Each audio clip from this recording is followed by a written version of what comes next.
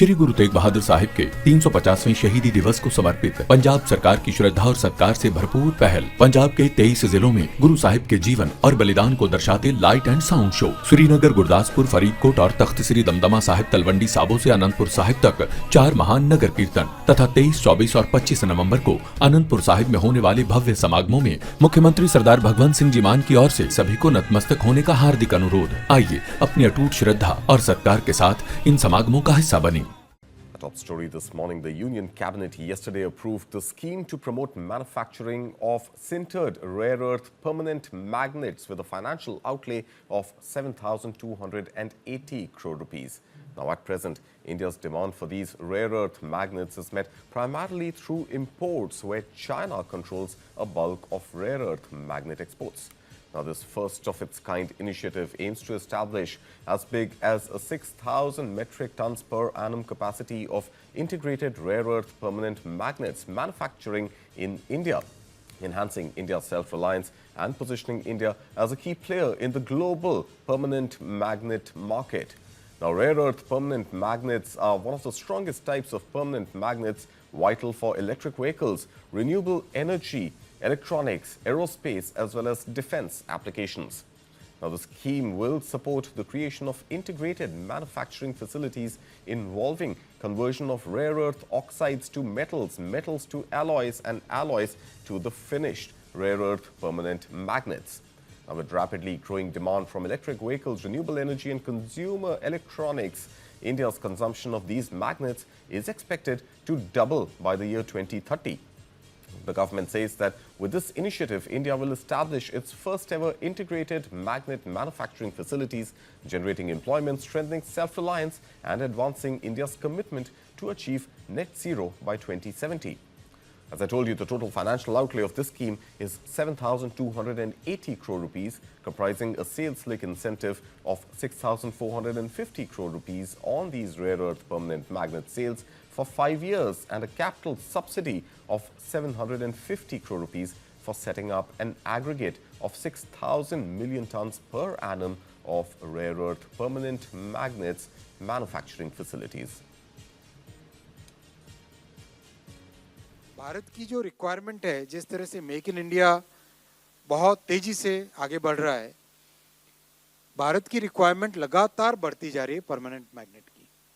और permanent magnet को भारत में मैन्युफैक्चर करने के लिए आज एक rare earth permanent magnets scheme REPM scheme approve हुई है कैबिनेट में। माननीय प्रधानमंत्री जी ने अप्रूव किया इसको। इसमें फोकस रहेगा end to end complete integrated manufacturing system बने, भारत में इंटीग्रेटेड मैन्युफैक्चरिंग फैसिलिटी बने। That was Minister Ashwini Vaishnav there talking about this grand scheme, 7,280 crore rupee outlay on the rare earth magnet scheme approved by the Union Cabinet yesterday. The Cabinet yesterday also approved the Pune Metro Rail Project Phase-2 from Khardi to Khadakwasla Line 4 and Null Stop Varje and Manikbog Line 4A. The project will be completed within 5 years at an estimated cost of under 10,000 crore rupees. The expansion of the Pune Metro Rail network with the addition of this Line 4 and Line 4A marks a major boost to the city's public transport infrastructure.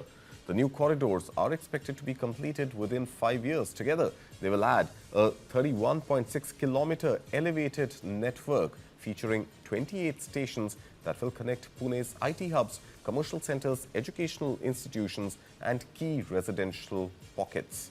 The lines will also integrate seamlessly with existing and sanctioned metro corridors at Khardi Bypass and Null Stop on Line 2 and Swargate on Line 1, enhancing last-mile connectivity and easing traffic congestion across the city of Pune.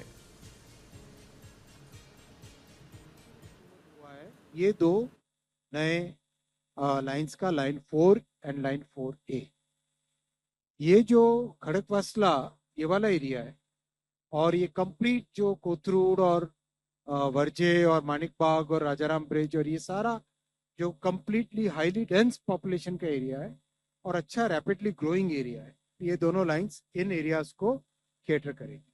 और इस project से पुणे शहर की growth अगले कई दशकों तक लगातार इससे सपोर्ट होती रहेगी। आज इसका एक्सपेंशन 4 और 4A, इससे line 4 will be 25.5 kilometers with 22 stations and line 4A will be 6.1 kilometers with 6 stations. Maharashtra metro rail corporation इसको एग्जीक्यूट करेगा और टोटल इन्वेस्टमेंट इसमें पड़ेगा आज के प्रोजेक्ट में 9,858 crores.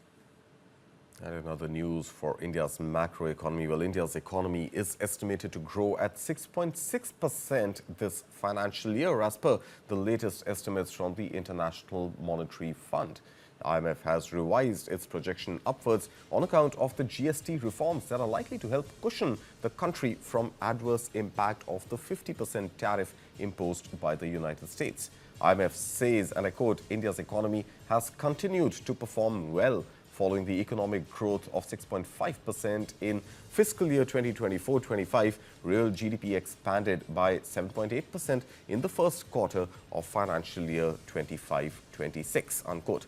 The IMF also said that looking ahead, India's ambition to become an advanced economy can be supported by advancing comprehensive structural reforms that enable higher growth potential. Despite external headwinds, growth is expected to remain robust, supported by favorable domestic conditions. But for the next financial year, FY27, IMF expects growth to moderate slightly to 6.2%. The IMF, however, noted that there are significant near-term risks to the economic outlook. On the upside, the conclusion of the new trade agreements as well as faster implementation of structural reforms domestically could boost exports, private investment as well as employment in the country. But on the downside, further deepening of geo-economic fragmentation could lead to tighter financial conditions, higher input costs and lower trade FDI as well as economic growth. Now, unpredictable weather shocks could affect crop yields, adversely impacting rural consumption and reigniting inflationary pressures, as per the IMF. Headline inflation is projected to remain well contained, reflecting the one-off effect of the GST reform and continued benign food prices. IMF executive directors called for continued sound policies and noted that accelerated implementation of structural reforms will be critical to maintain stability and support India's ambition of becoming an advanced economy. IMF executive directors also welcomed the recent labour market reforms and encouraged the authorities to enhance human capital and female labour force participation, plus continue with the public investment push and strengthen the business environment in India.